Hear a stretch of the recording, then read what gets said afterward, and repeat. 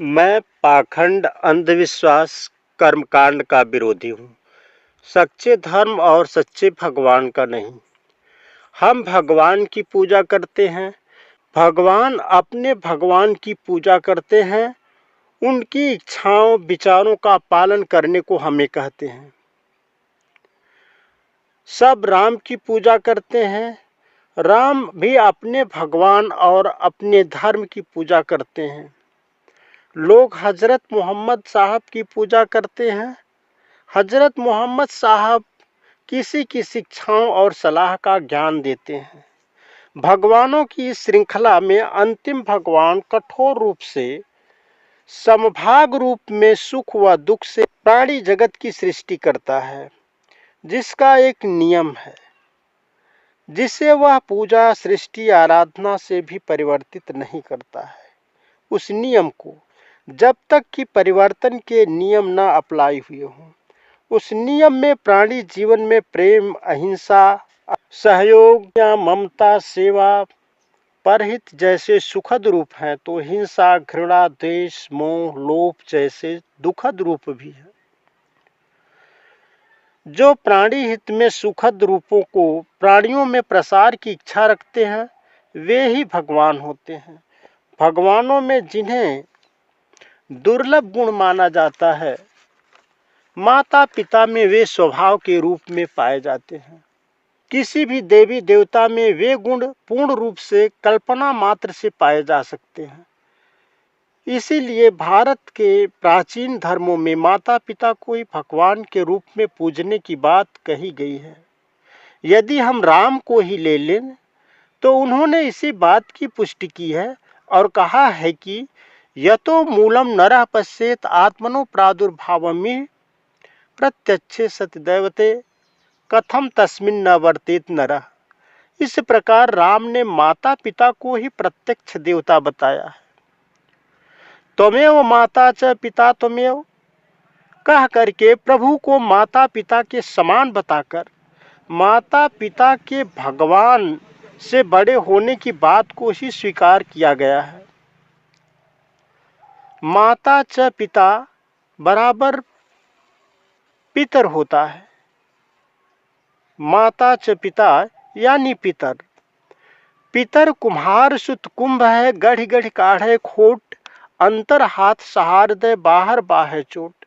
इस प्रकार हर माता पिता एक समान सुत हितकारी यानी पुत्र का कल्याण चाहने वाले होते हैं। चाहे वे अमीर हों या गरीब, सब में वात्सल्य एक समान ही होता है। जैसे 10 ग्राम सोने की हाथी तथा 10 ग्राम सोने की चींटी की मूर्ति की कीमत एक समान ही होती है। माता पिता एक भारी भरकम पितृऋण के रूप में वात्सल्य अर्पित करते हैं, जो एक पुत्र को एक बड़ा ऋणी बना देता है। धन्य है माता और पिता। मैं अपने माता पिता के साथ सभी माता पिता को प्रणाम करता हूँ।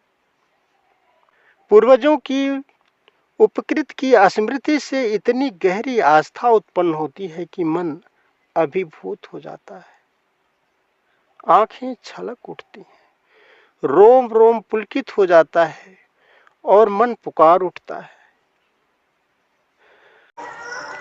तू चंदन थे, ये मधुबन थे, थी शांति सुशीतल छाया, घिस घिस करी राग सुगंधित ये, घिस घिस करी राग सुगंधित ये, दूर दूर बिखराया, भाल सजाए तिलक राग से, हम सब सुरभि के अन्वेषक की, तपती सिक्किता की मृग मरीचिका में, कस्तूरी बिसराया, जीवन निरसिका वो निर्झर जो, सूखी चट्टानों के नीचे, कितना शीतल कितना निर्मल, कितना शीतल, कितना निर्मल, जीवन रसिका वो निर्झर, जो सूखी चट्टानों के नीचे। जीवन रसिका वो निर्झर, जो सूखी चट्टानों के नीचे। वो चट्टानें चटक गई हैं, दरक दरक कर धूप छाँव में। मैदानों में शिथिल हो गया जीवन रसिका ये निर्झर, डाल रहा निज पथ में सिक्किता, सागरी तटी पर बोझिल होकर। डाल रहा निज पथ में निर्झर, सिकता सागर तट पर बोझिल। कितना शीतल, कितना निर्मल, जीवन रसिका वो निर्झर, जो सूखी चट्टानों के नीचे। जीवत्स्तात् पादेषु नूतने दार संग्रहे मातृभिश्चिन्तमाणानां नो ते दिवसाः गताः। भगवान श्री राम की इन पंक्तियों का अर्थ जो भी है, लेकिन इस भाव का एक अंश तो अवश्य ही है।